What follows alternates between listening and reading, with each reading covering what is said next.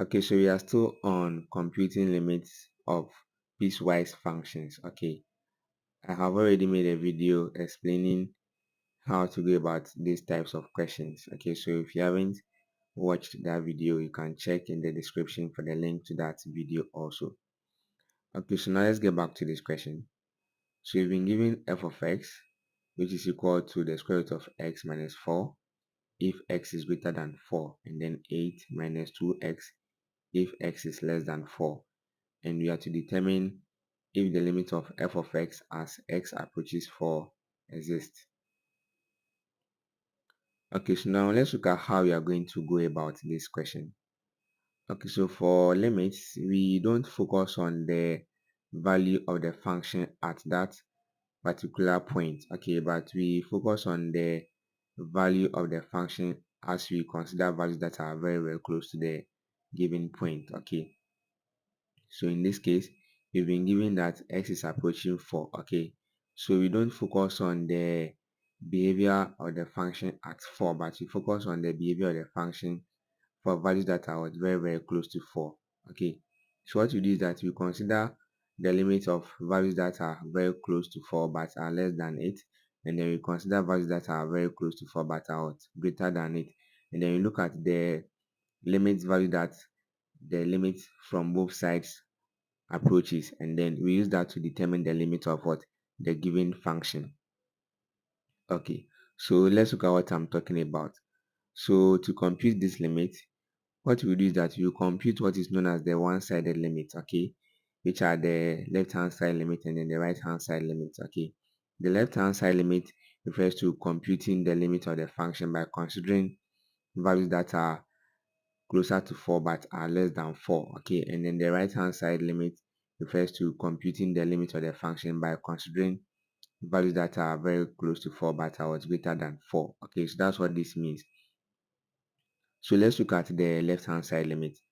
So for the left hand side limit, you're going to have the limit of f of x, okay, as x approaches 4 from the left side, okay. The negative sign means left side, which means that you are considering values that are very close to 4 but are less than 4, okay. So in this case, which part of the function are we going to use? So if you look at the given function, we have that if the x values are less than 4, then we can use what this part of what the function, okay. And you know that for the left hand side limit, we consider values that are very close to 4 but are less than 4, which means that we will have to use this part of what the function. So you are going to have the limit of 8 minus 2x as x approaches 4 from the left side, okay. So from here we can substitute the value of 4 into the function, then we are going to have 8 minus 2 into bracket 4, okay. And then you're going to have 8 minus 8, which will be equal to 0, which means that the left hand side limit is equal to 0, okay. And then for us to be able to know if the limit of the function exists, you must be able to get the values for the one-sided limit, okay. So we've now gotten the value for the left hand side limit. We must now find the value for the right hand side limit, okay. So now we know that the left hand side limit exists. Let's find out if the right hand side limit also exists.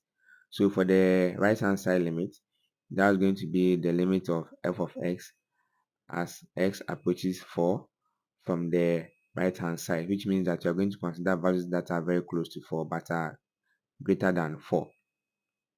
Okay, so from the function, you see that if the x values are greater than 4, then you're going to consider what this function here, okay. So in that case, that's going to be the limit of square root of x minus 4, okay, as x approaches 4 from the right side, okay. So in this case, we're going to have the square root of what 4 minus 4, which will be equal to 0, which means that the right hand side limit is also what equal to 0, okay. So now both the left hand side limit exists and then the right hand side limit also exists, okay. So we can say that the limit of the function exists and then that is equal to what 0. Okay, so now let's try our hands on this example also. You can feel free to pause the video and then try your hands on it and then compare your answer to mine at the end. Okay, so now let's look at how you're going to solve this also.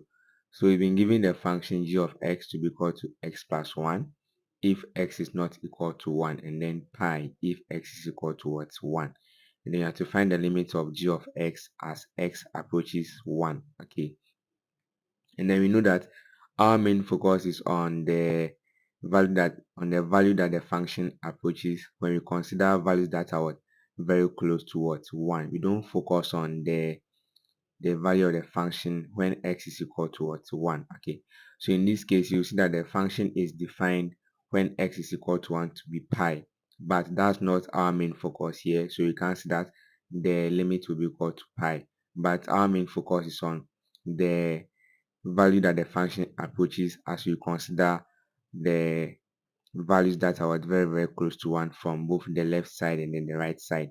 Okay, so in this case you have to compute both the left hand side limit and then the right hand side limit. Okay, and then you know that when we are doing that, you consider values that are very close to 1 but are less than 1, and then values that are very close to 1 but are what? Greater than 1. Okay, but if you look at the domain that you have been given, if you look at this domain, okay, we have that x cannot be equal to 1, okay, but can be equal to what? Any other value. Okay, so we can have values that are very close to 1 but are less than 1 falling in that domain, and then we can have values that are very close to 1 but are what? Greater than what? 1. Okay, so to compute both the left hand side limit and then the right hand side limit, we are just going to use the same function. Okay, so in this case, straightforward, our limit, okay, will be equal to the limit of x plus 1 as x approaches 1, and then that will be equal to what?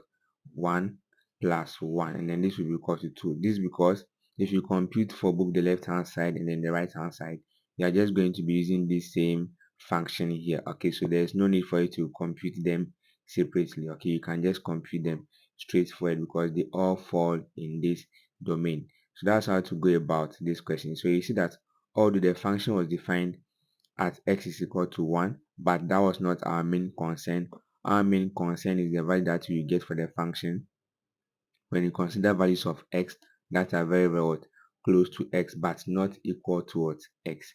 Thank you very much for watching this video. If you find this video useful, please consider liking the video and subscribing to the channel so that you can get updates anytime I upload videos like this. Thank you.